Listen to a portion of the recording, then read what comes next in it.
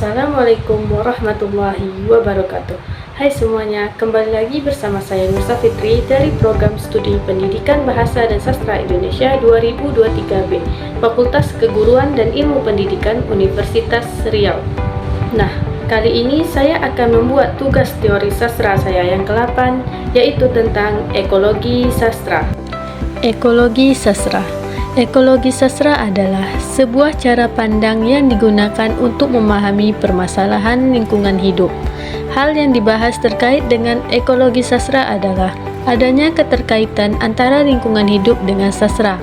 Ekologi sastra adalah suatu ilmu yang mempelajari cara manusia beradaptasi dan menjaga lingkungannya dengan baik. Dalam kaitan lingkungan sastra, ekologi sastra terbagi atas dua hal, yaitu ekologi alam dan ekologi budaya. Yang pertama, saya akan menjelaskan ekologi alam. Ekologi alam ini lebih menekankan aspek alam sebagai inspirasi karya sastra dan kajian ekologi yang menekankan pembelaan atau advokasi terhadap kerusakan lingkungan yang disebabkan oleh perbuatan manusia. Berkaitan dengan konteks ekologi alam yang berhubungan dengan sastra, kajian berperspektif lingkungan alam dapat difokuskan kepada muatan narasi sastra. Kedua, ekologi budaya. Ekologi budaya adalah sistem pengetahuan manusia sebagai makhluk sosial dan memahami dan menginterpretasi lingkungan budaya, termasuk alam kebudayaan merupakan campuran kemauan hidup, kepercayaan, cita-cita yang seluruhnya dapat dipandang tenaga cipta yang diperhalus dalam hidup kelompok manusia. Nah, di sini saya menganalisis ekologi sastra Cinta dalam Doa dalam novel Bapangku Bapunku karya Pago Hardian.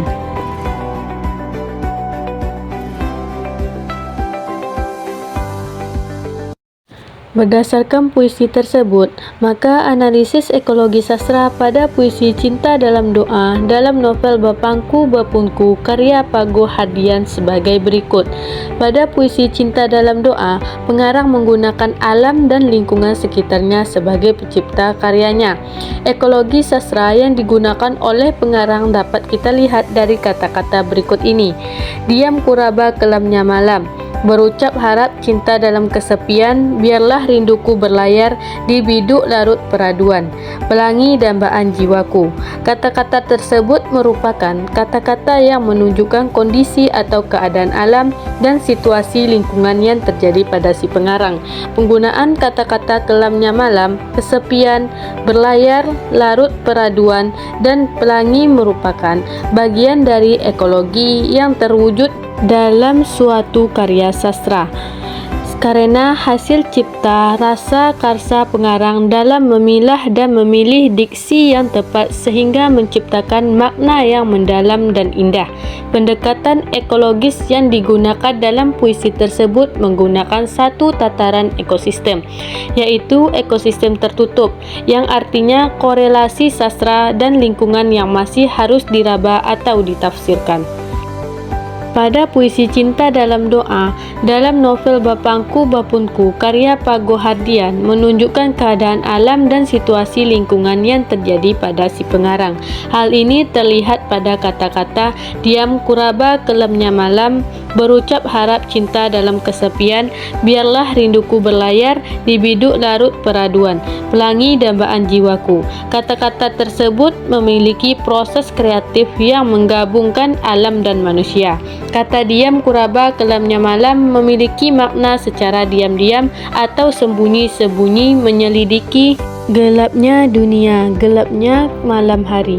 Diam kuraba kelamnya malam merupakan dua kata gabungan antara gerakan manusia dan alam, yaitu diam dan kuraba adalah gerakan yang hanya bisa dilakukan manusia, sedangkan alam mewujudkan dalam kata kelam dan malam, yaitu kondisi waktu. Begitu juga dengan kata-kata seperti berucap harap cinta dalam kesepian, biarlah rinduku berlayar di biduk larut perpaduan, pelangi dambaan jiwaku, merupakan gabungan antara alam atau lingkungan dan manusia, di mana alam bertindak seperti manusia atau sebaliknya manusia bertindak seperti alam. Sekian video yang dapat saya sampaikan dan saya akhiri. Assalamualaikum warahmatullahi wabarakatuh.